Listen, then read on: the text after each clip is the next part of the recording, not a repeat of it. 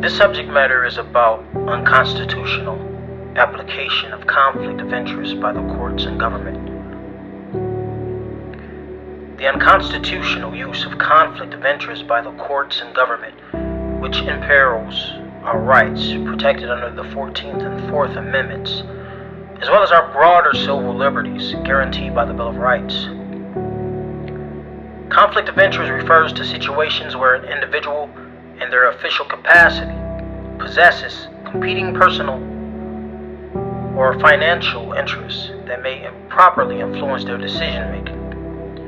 While the concept of conflict of interest is necessary to ensure transparency, accountability, and fairness in decision making processes, its misuse can have severe consequences, leading to oppression and the infringement of our fundamental rights.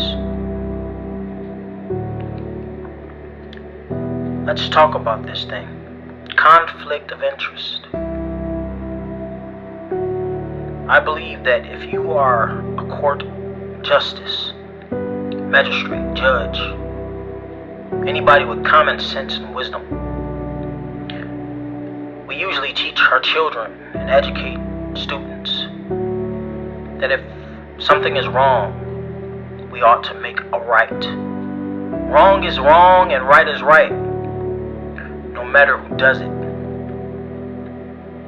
Even if it's our family members, we should not take bribes. We should not hold them as innocent when they're guilty. We should accept the fact that proper engagement to any situation which will put us in the realm of justice, to give someone justice or reward or guilt, the penalty of the cause of their guilt is needed. It shouldn't be hidden. As they say, what is in the dark will come to the light. We have to be mindful of our actions and accept that if we do wrong, there is a consequence. Whether a person has mercy in the midst of that, that's up to the justice that's before us. And mercy and grace is always extended. That should be a part of the justice system. However, conflict of interest involved can lead people to take bribes and penalize innocent people.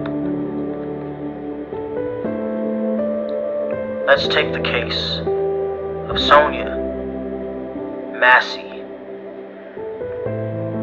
innocent woman in her own home, murdered by prejudiced policemen in Illinois. And certain politicians and certain parties would like for the police to have total immunity, and the judges and court systems and magistrates would love to have total immunity, and even our president would like to have total immunity. But in an unjust world,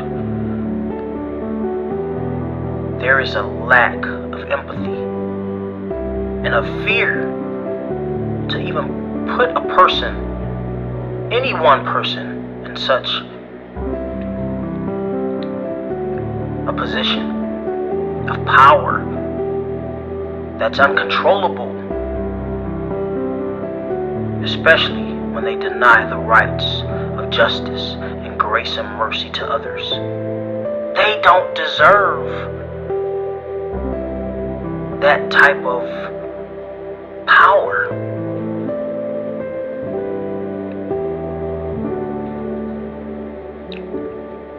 It doesn't take a whole lot of common sense to know when a person doesn't give grace and mercy, or if you watch a person and the way they treat people, or if you watch a person for a while and study them to see if they're worthy of their reward, usually you'll find out that no one is worthy of that type of reward of total immunity.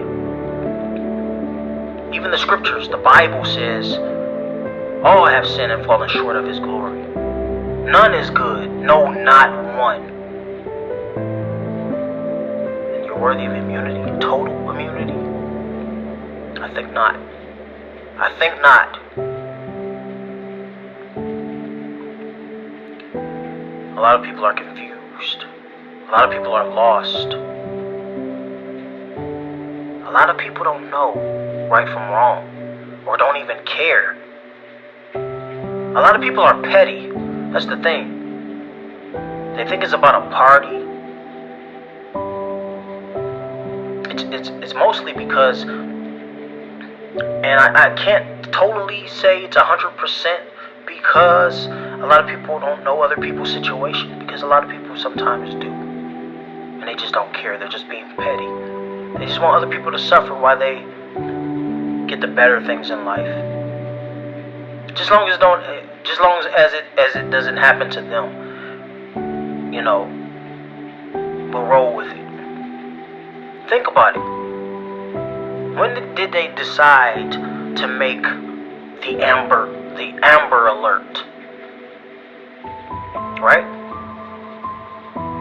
Wasn't it a lot of people coming up missing before the Amber Alert? But all of a sudden, one specific group of people or person was attacked with the same situation. Now there's a sense of urgency and Amber Alert, and they named it after her, right?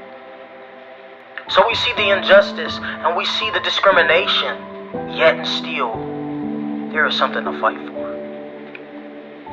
As Abraham Lincoln said, and I quoted him many times before. He has some good quotes, but this one here: you must remember that some things legally right are not morally right. We cannot stand with people who feel they need total immunity when they can't totally control themselves. Their urges for hate, their urges for an outburst, outrage, manipulative and just whiny. Oftentimes, it seems like they need anger management. They can't control their emotions. They always got to have it their way. It's their way or the highway.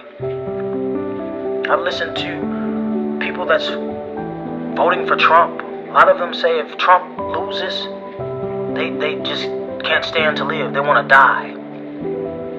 How pathetic is that? Well, my wisdom to you, if you feel that way, is the same thing you would tell an African American. It's the same thing you would tell an immigrant. If you don't like it when Trump loses, you can go ahead and leave the country. You can go ahead and find somewhere else to go. Ain't that what you would tell us? Those who won't vote for him, right? Those who choose to stand on what's right.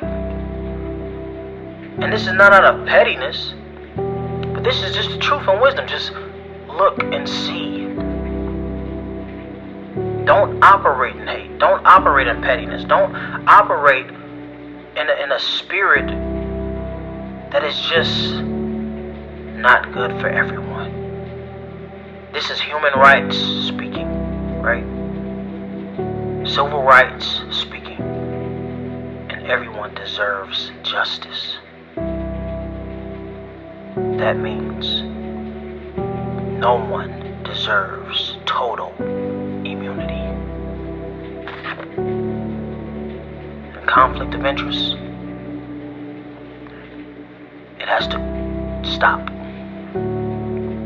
It has to stop.